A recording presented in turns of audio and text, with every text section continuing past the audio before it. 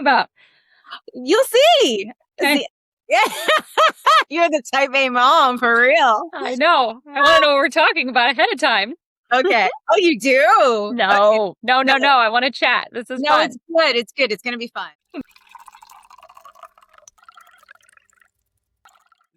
So, Amanda, welcome to Over Coffee. Thank you. Super excited to be here. Let me just make sure that everything is working right and the layout. Can you see us both or no? I can see us both. Yeah. Okay. Cool. Just seeing. Okay, cool. So, okay, welcome to Over Coffee, where I talk about things that inspire me, are exciting, people, places, books, ideas that make life richer in more ways than one. And I believe, Amanda Brown, that you make life richer, a lot richer for people, especially I feel like you buy your time back with you.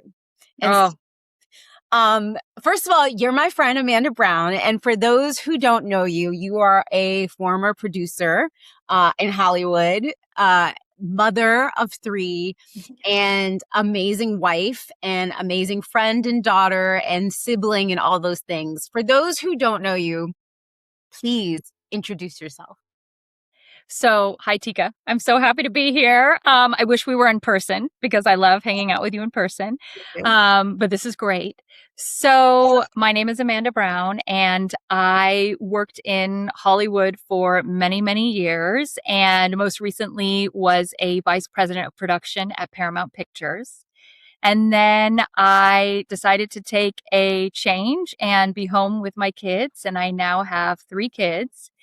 And I started just sharing information with my friends when they seemed overwhelmed about the schedules for their kids or figuring out carpools or how to organize lunch packing, things like that.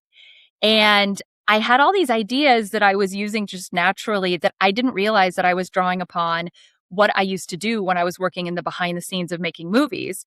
I was just now doing it in the behind the scenes of all this parenting work that goes into modern parenting. It's just so much stuff.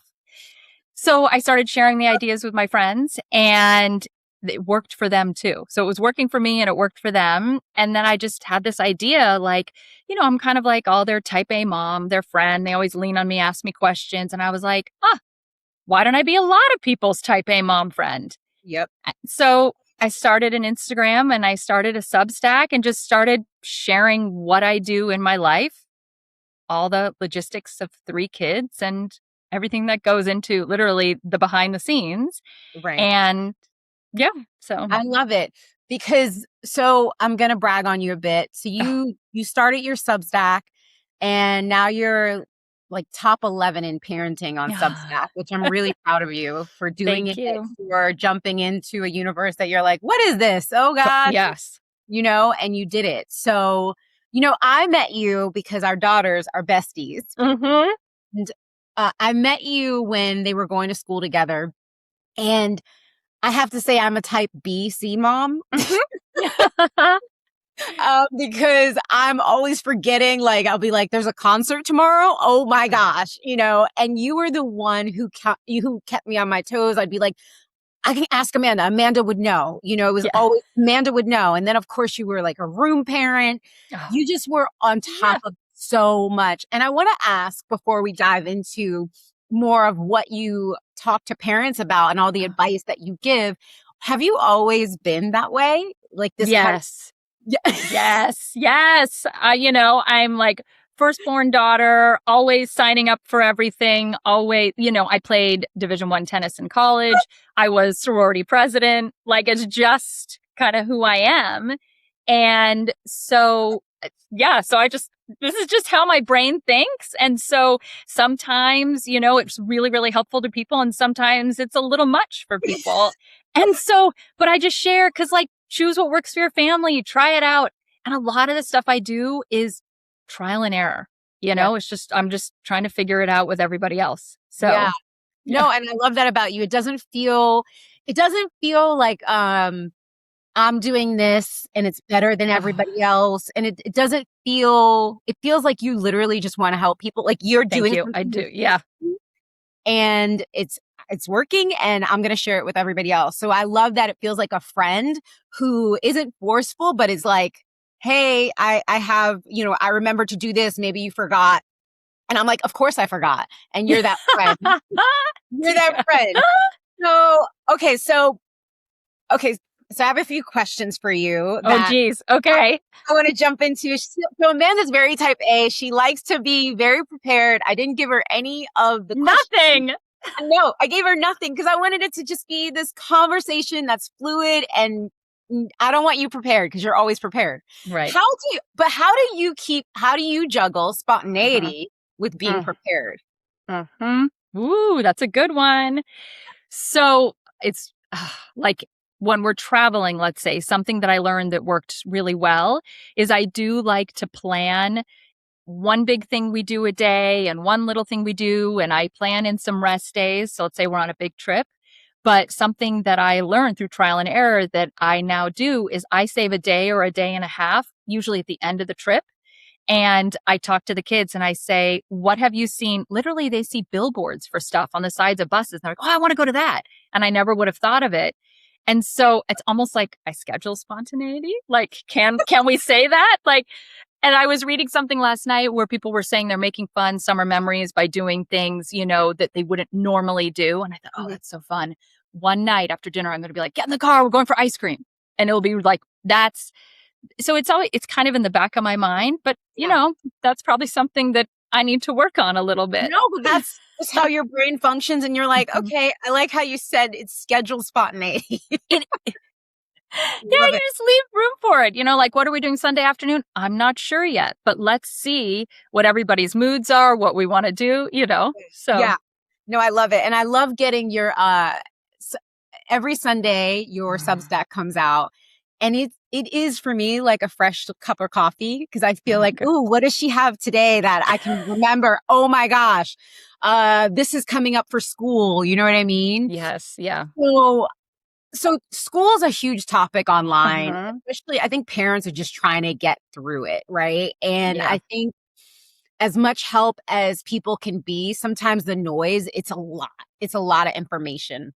And what I find interesting about your Substack and attractive is it feels like I can delineate like, okay, this is spring break and then this is a camping and then this is back to school, right? Like it's all structured. It almost can be its own resource book, right? Yeah. Yeah. Seasonal. Seasonal. And so what would you say? Because back to school's coming in September. Yes.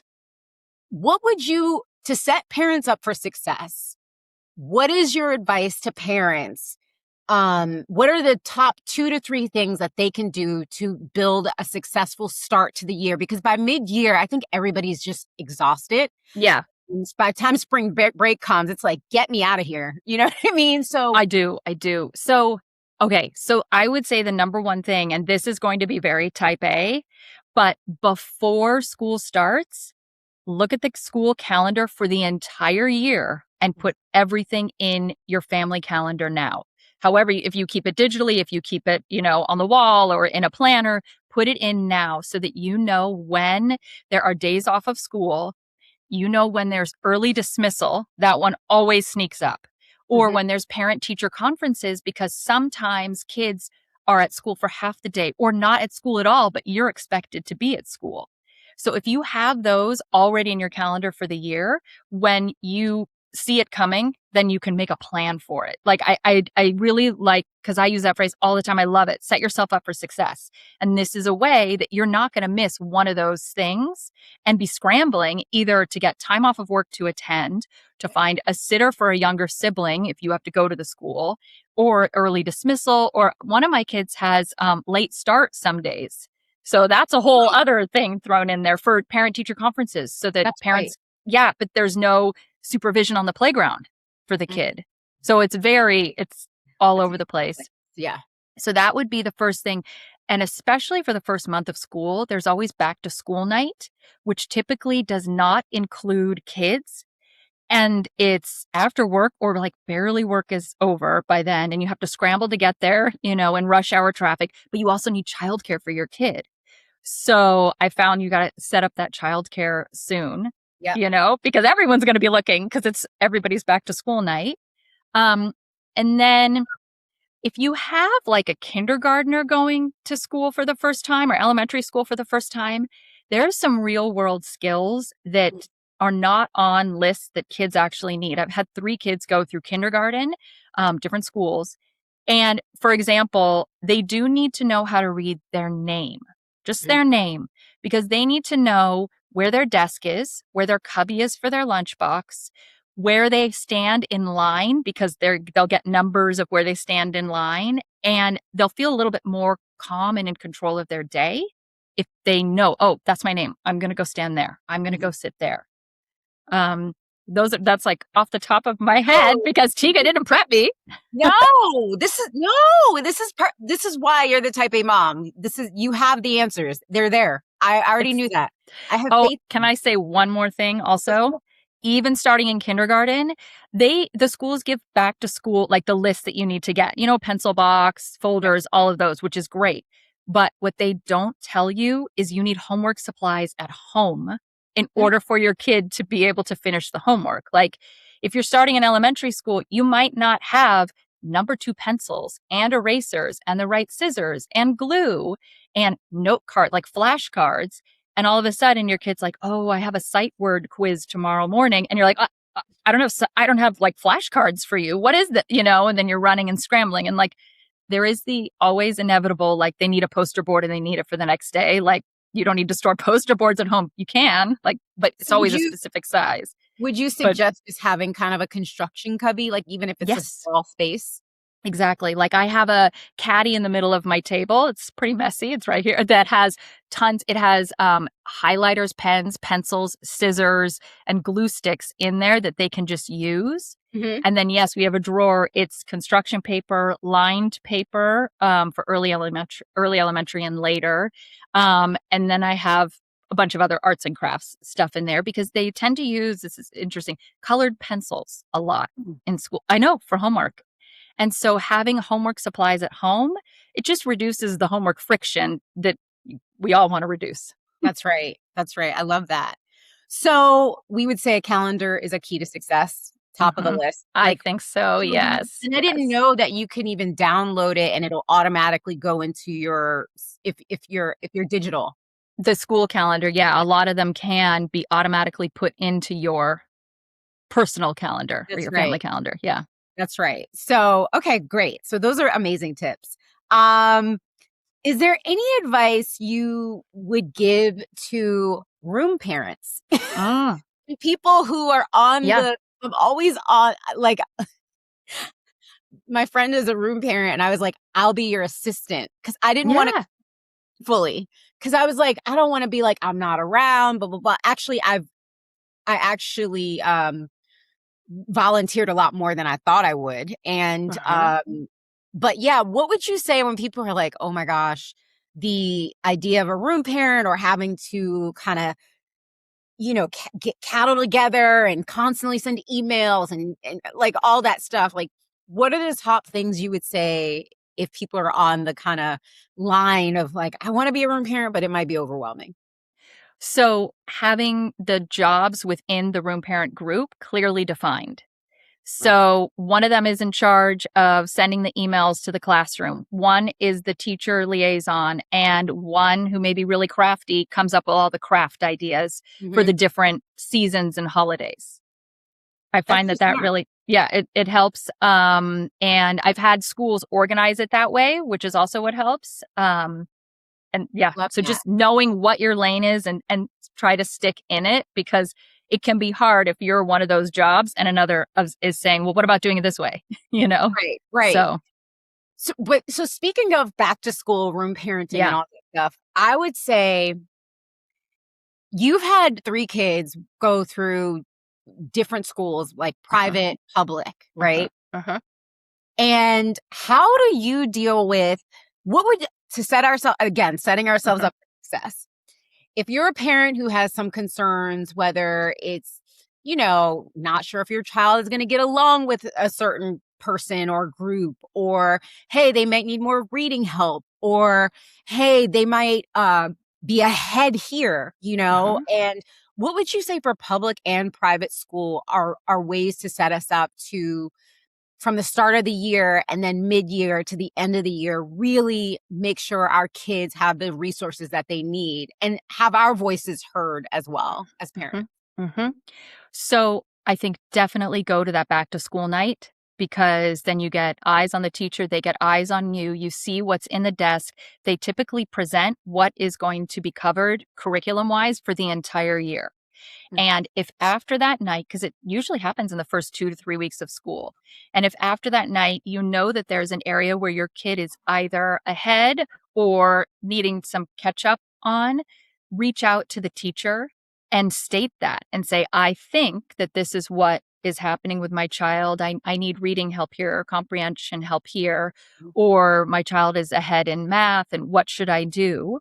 And keep that kind of in the back of your mind and see what they say, and because you also don't want to come across too strong, like, well, my kid is so Like, gifted, or like, who are these little kids in here? Who's the little yeah.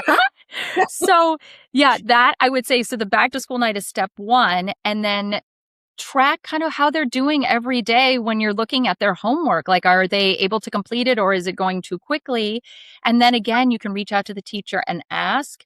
But I've found that asking the teachers is the way to go, and starting there and saying, are there extra things that you can suggest that my child does? Or how is this? Are you seeing this in the classroom? Is another thing too, because they could be different in both places. Sure. And then I think using the parent teacher conference to, yes, go through the academics, but to also ask other questions that are important about your child's day. Is my child entering the classroom happy? Is my child sitting with more than one kid at lunch, or is it just one kid or 0 kids? How is my child playing on the playground? You want to try to get like a whole picture of what your child is like at school. It's many, many hours that you don't know, and you want to know what's happening, because that may be informed by struggling with reading. Maybe they're embarrassed after they were trying to do the read aloud and then they sit alone at recess. So it might be a larger thing to pay attention to than what you had originally thought, because, and, Right. I'm making things up as I'm just trying to think of different scenarios, but it's true because it all informs everything. It's great. No, that's great advice. I mean, it's basically showing up and paying attention to, and then seeing the lapse in between, like trying to connect the dots between what your child is saying and then also what the teacher is saying, and then putting it together. Yeah. And then there's also, you can look at on the board in the classroom when you're there for the parent teacher, because they typically put up the kids' work. And so you might be able to be like, oh, okay, we're right on track. Or like, oh, I see, we need to do a little bit help with handwriting or whatever. And then ask for specifics with the teachers of how exactly have you seen this work? Because let's say your class is 25 kids. And even if it's a teacher who's been teaching for 5 years, that's 125 children that they've seen. And you have your group of 1. Yeah. So... and that group of 1 really well, but they might have had 5 kids along the way that are very similar to yours. Yeah. Maybe they have 1 a year. So. Yes. Okay. And so how do you balance, so the academics, right? Setting us up for success in that way. How do you balance all the extracurricular activities? I feel like parents are running themselves crazy by running around and trying to, you're trying to create a world in which your child tries everything, or, sometimes it's a lot, for the parents to be like, it's like a second job, but then also it's just like, you want to give your kid an opportunity to see what they love to do. And how would you go about picking and choosing, and how many, and what's enough, and your kid's going to be okay regardless? You know what I mean? Can you talk a little bit about that? I mean, first, you said it exactly right. Your kid is going to be okay regardless, because I do feel like they are exposed to a lot at school that they might not come home every day and say, oh, today we did volleyball. Oh, today we did robotics. They're doing a lot at school. So take the pressure off of yourself, number one. Number two, remember that they have a finite amount of energy. And especially in kinder and first, they are exhausted at the end of the day. It's a lot of work to be sitting in a classroom and raising their hand and remembering to ask to go to the bathroom. It's just these like executive functioning skills that we take for granted it's a lot for kids to focus on and to do during the day. And they're getting a lot of stimulation every age. It's so many people you're around all day, and they're all telling you what to do and what you can't do. Yep. So they do need to decompress a little. I found with my kids, there are 3 of them, they're all very different. They are ages 6, 10, and 12. And they start to naturally gravitate toward what they're very interested in. I found in like 2nd, 3rd grade, and probably it's like 2 or 3 things. So until then, I signed up for the soccer. I signed up for the art class. I signed up for things, but I utilized weekends as much as I could. I mean, I'm not saying stack activities. I mean that it wasn't like Monday, Tuesday, Wednesday, Thursday, Friday, there's an activity. It was maybe a Monday, Thursday, Saturday morning. And that's 3 different things that one child can try.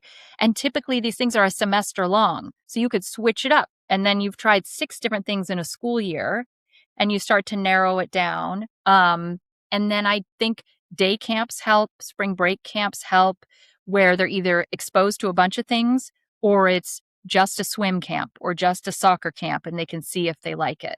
But I found it much easier to go to all of these things if your kid is loving it and they just jump out of that, get in the car and they're ready to go. And you can tell the difference. Not dragging. You have to do it. Yeah. Although I wish my mom forced me to finish piano because now I'm like, I wish I knew how to play the piano. But anyway. You could pick it up now and you'd probably be much better at it because you would focus on it now, Like, it's true. Yeah. That's true. I see there are kids who are just naturally gifted at certain things. Like you'll see 3-year-olds doing cartwheels and somersaults and you're like, whoop, they need to be in gymnastics. That's or true. A kid will just keep going over to any keyboard they find and playing the piano. And you're like, well, I think they need to be in music. So it's also just watching a little bit of what your kid is already gravitating toward and fostering that as much as you can figure out. Because it is a lot of work to figure out how to do that. Yeah, you have to watch, you have to pay attention.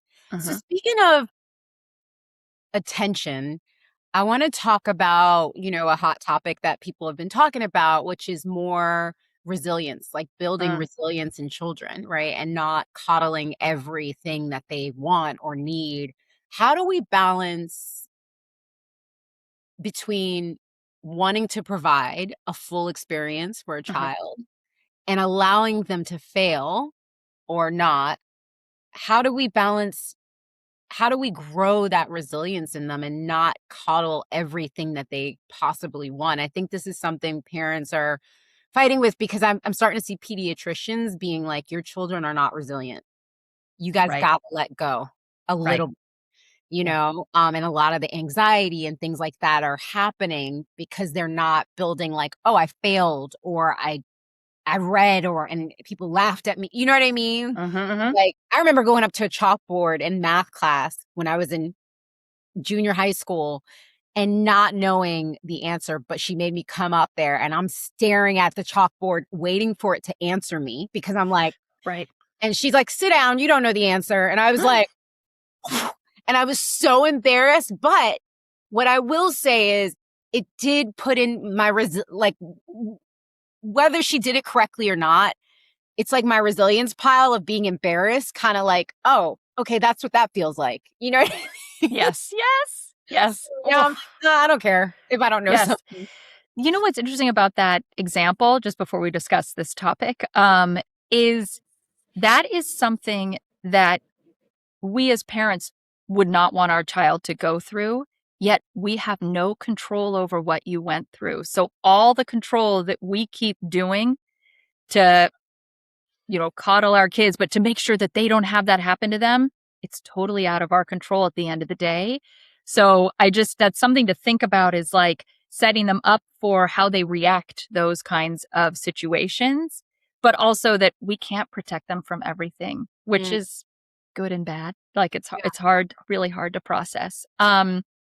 So I am also learning this on the go. This is trial and error that I'm seeing with my kids. But when I look at stuff, I for resiliency, what I see are my kids when they push themselves beyond what they think they can do. And typically that is not in a home environment.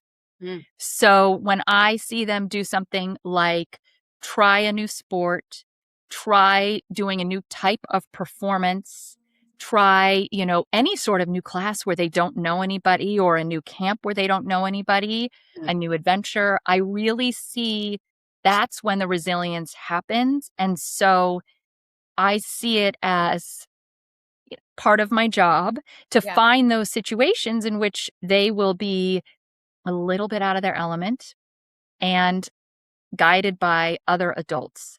Mm. And because I feel like the idea of the coach pushing you through, or you're up on the stage and you don't remember your line, but they're letting you wait a little bit longer. Like Yep. you got to remember your line. That's just what I've seen anecdotally with my 3 kids where No, I completely agree. And also, I think what I take away from that is me not trying to fix it so fast it's and so hard. Yeah. it's so hard. Like letting them figure it out because I can't do 2 things at once when they don't figure something out. Like, girl, figure it. Like, why do you keep asking me? And then answer every time she asks me a question so fast. And I'm like, wait, I'm not giving her time to think. Sometimes when that happens and I get really frustrated, I actually realize I'm like, wait, I am frustrated with myself right now that I didn't teach this skill. And now they're this age. And I'm like, I did that at that age. And I'm like, right, because I was given the opportunity to fail at it first. And so a lot of times I'm coming out frustrated. I'm like, oh, I'm just frustrated at me, you know? Oh my, and that's So a mirror. That's a yeah. mirror hard to Oh, look. yeah, I know. Yeah.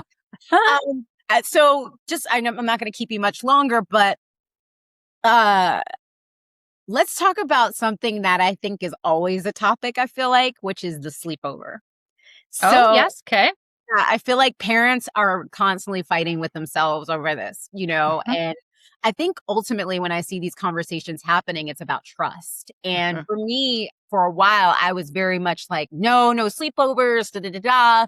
I don't know until I met you guys, to be Yep. honest.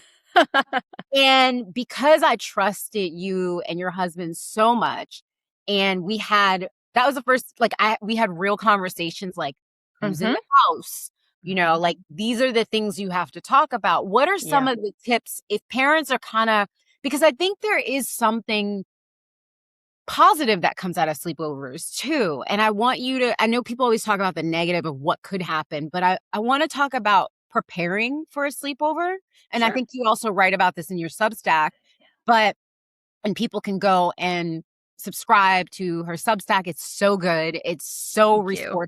resourceful and helpful, but, and it's with real world stuff and like Thank you. things like this. And you might not do it right away, but it might be something that gives you a little salve to be like, okay, maybe I'll be open to this. So Mhm.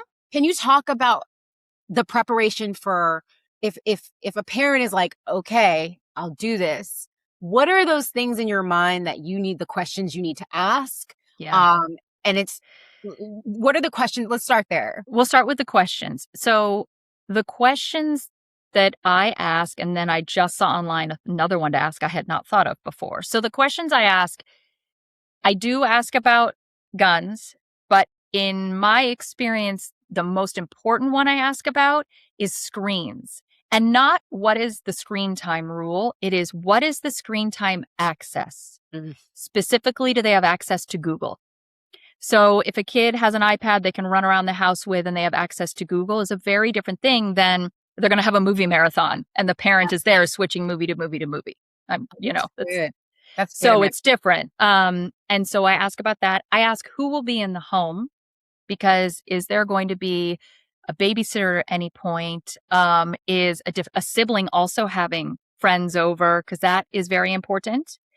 Um, and then something I remember talking about with you was who would have access to my daughter's room and bathroom which was no other siblings. It's in its own place, and you'd seen my house, and we understood that. But that was very important. And then another one that's come up lately that I saw online that I've not thought to ask about are access to if there are CBD gummies in the house, because kids may not know it's not a gummy for them. So that was something that I just added to my list to ask about. Or do you give your kid gummies? That's yes, I hadn't thought about that. Yes. Do you give your kid gummies? And let's make it clear, please don't give mine. Right, exactly. Yes. Yeah. I mean, and hopefully they don't get it that night either. Neither.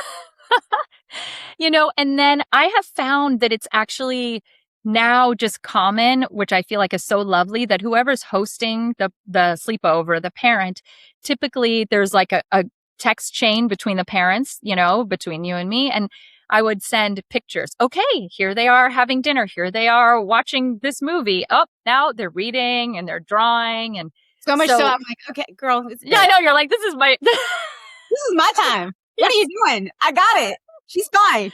She's fine. So that, and so that always feels good, is kind of know what's going on. But I also will say, the next day after a sleepover, whether your kid is hosting or going to one, they're really exhausted. They're exhausted. They need a nap. They might be extra cranky, but the sleepovers, and we probably do 3 times a year, 4 times a school year. We don't, it's not an every weekend occurrence. Yeah. But typically in 4th grade is when schools start to do an overnight retreat. And that's 2 nights away from home. And it's in a bunk with a bunch of different kids or in a tent with a bunch of different kids. So building up your kids' ability to be away from home and away from family, not in an aunt or a cousin's house. That's another way I framed why I felt sleepovers were important to do before that 4th grade year. I mean, it can be in that 4th grade year, but I did think about that. That's amazing.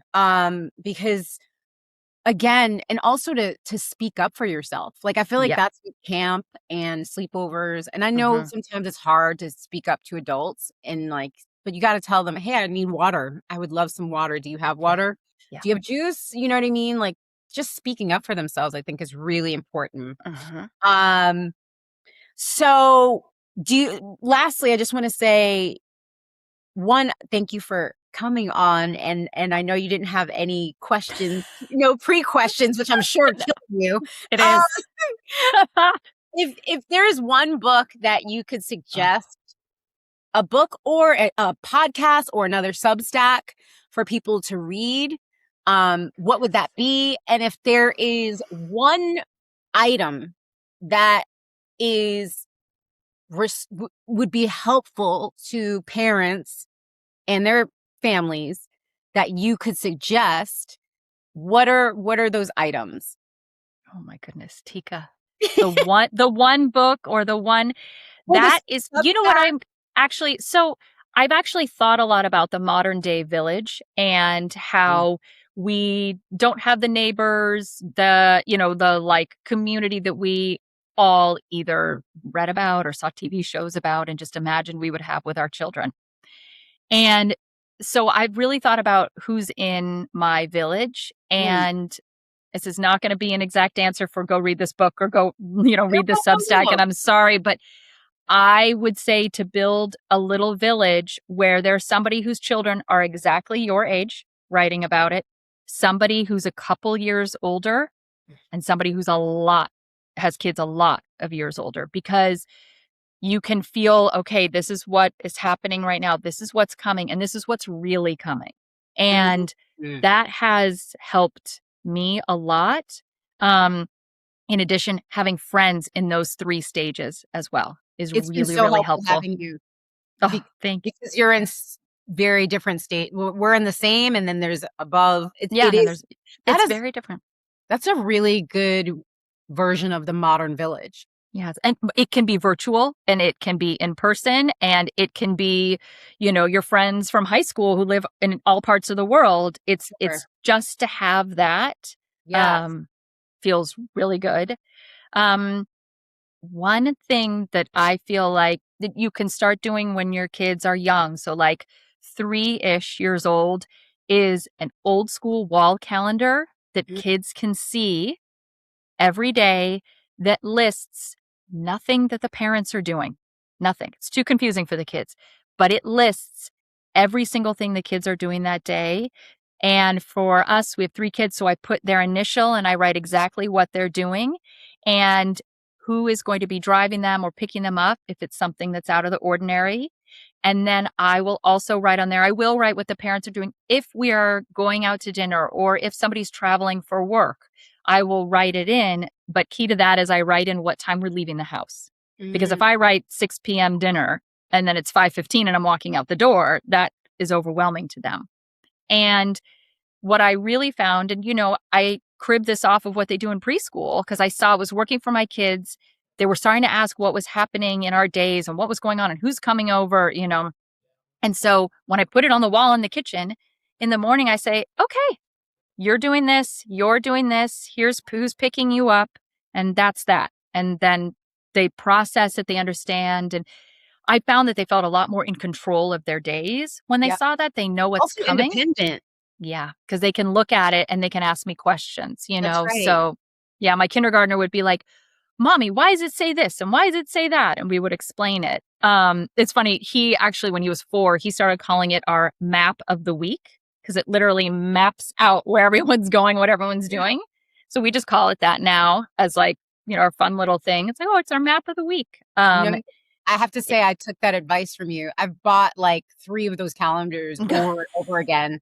Yeah. I need a new one again, like literally, because I was like, one, digitally seeing it is so different than actually seeing it visually. For even parents, I know it's for the kids, but like it is so clear and the calendar is it's like big enough, but small enough, I think, where it feels like, I don't feel all over the place. Yeah, you don't feel all over the place. And then I just do them 1 week at a time. So I'm not looking 3 weeks from now, overwhelming myself. Like, oh my gosh, that's coming. So it's just that. And then what I do also is I'll take a page of that whenever we travel and I'll use painter's tape and put it on the wall wherever we are so that kids know what's happening each day we're traveling, which probably is more important than when we're home because it's really everything is different.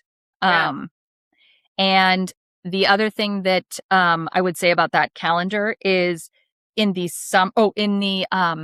if I have an idea of something I want to do, like on a weekend, like maybe we're going to go to this event at the library or something, and I'm not sure, I'll put it on there and I'll put a question mark because sometimes my kids, if I'm like, oh, we're going to the library today, and they're like, but I didn't know, and wait, do we have time? And if I put it there with the question mark, I have one kid who's especially like this, then they're like, oh okay, you're right, I did see that. Yeah, so they're not thrown, you know what I mean? Yeah. Yeah.